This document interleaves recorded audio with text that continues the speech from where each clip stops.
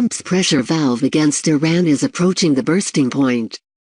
Israeli attacks in 3 Middle East countries are pushing a volatile region that is already the scene of 2 long-running wars closer to a third. The lethal strikes show how the Trump administration has effectively outsourced the military component of its maximum pressure campaign against Iran to the Israel Defense Forces. As a result, one U.S. ally Israel is attacking another American ally Iraq supposedly for the sake of advancing American interests. U.S. policy is literally at war with itself. More than 4,500 U.S. soldiers have been killed defending the Iraqi government and armed forces that Israel is now attacking. Last year, the United States gave Iraq $1.20 billion in total assistance. But then Washington gave Israel $10.8 billion, which it is now using to debilitate the forces the U.S. military has spent years building up. On Saturday, Israel confirmed that its warplanes struck an Iranian-operated base in Syria that was allegedly preparing to launch a major drone attack against Israel. On Sunday, an armed drone struck a Hezbollah media center in the suburbs of Beirut. Hezbollah said it was the first Israeli attack in Lebanon since Israel and Hezbollah fought to a draw in 2006. Later Sunday, another drone strike in Iraq killed a commander of one of the Iranian-backed militias, known as Popular Mobilization Forces, PMFS. Israel did not confirm or deny the latter 2 attacks, but most news sites, including Israeli sources, assume Israel was responsible.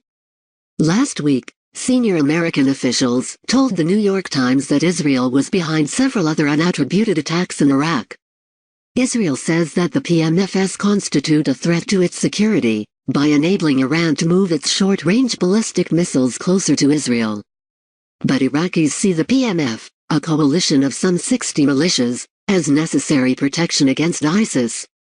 The PMF sprang up in 2014 when ISIS routed the Iraqi government forces and took over much of western Iraq.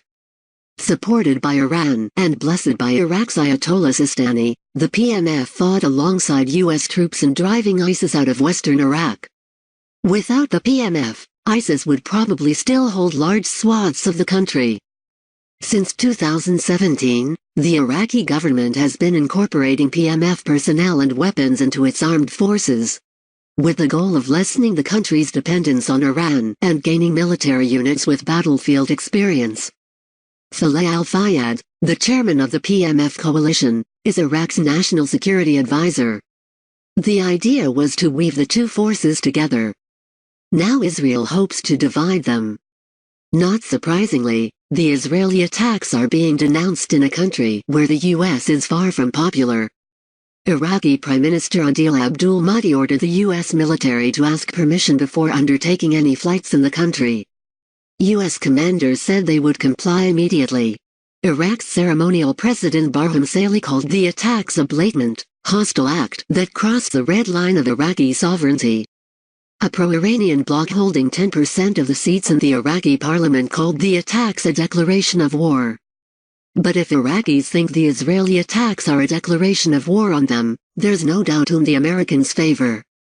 Secretary of State Mike Pompeo tweeted Sunday that the U.S. fully supports Israel's right to defend itself, more than 15 years after attacking Saddam Hussein's regime. The United States supports a secret war on the government that replaced him. The attacks in Iraq underscore the contradictions in U.S. policy, said Paul Pillar, former CIA analyst for the region. Here we have the administration not only not criticizing but actually applauding Israel for an armed attack on the territory of a friendly state that we are trying to help in other ways. Pressuring Iraq to join the campaign of maximum pressure, Pillar said in a phone interview, is totally contradictory to the prosperity and stability of Iraq. They are dependent on trade with Iran, and they are dependent on the Popular Mobilization Forces for security. The attacks only increase Iraqi resentment of the United States and increase Iraq's sense of dependence on Iran to protect itself. The reason why Israel and the United States are so hostile to Iran is that the Islamic Republic has taken advantage of U.S. blunders since 9/11 to consolidate its prestige and allies, while the U.S. and its allies have lost strength. The U.S. policymakers sought to replace Saddam Hussein's government with an anti-Iranian regime in 2003. They failed. Iran cultivated good relations with the new government and gained power and influence in Baghdad, where it once had none. In 2011, U.S. policymakers thought they could overthrow Bashar al-Assad's government in Syria by supporting Syrian moderates, of whom there were few, and al-Qaeda-linked fundamentalists, of whom there were many. They failed. Iran supported Assad and, with Russian, Iranian and U.S. help, has mostly routed ISIS. Iran is now entrenched in Assad's Syria as it never was before.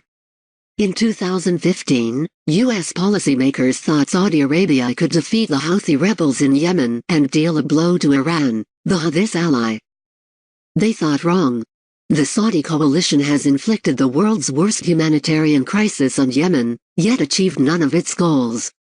Now the U.S. is seeking peace talks to end the war, and the Houthis are openly embracing the Iranians.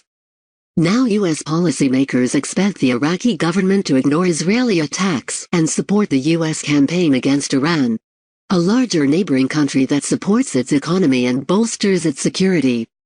With the U.S. track record in the region, there's little reason to think this will succeed. What Trump's Iran policy lacks in coherence, it makes up for with recklessness. Of course, the incoherent Trump could change his mind.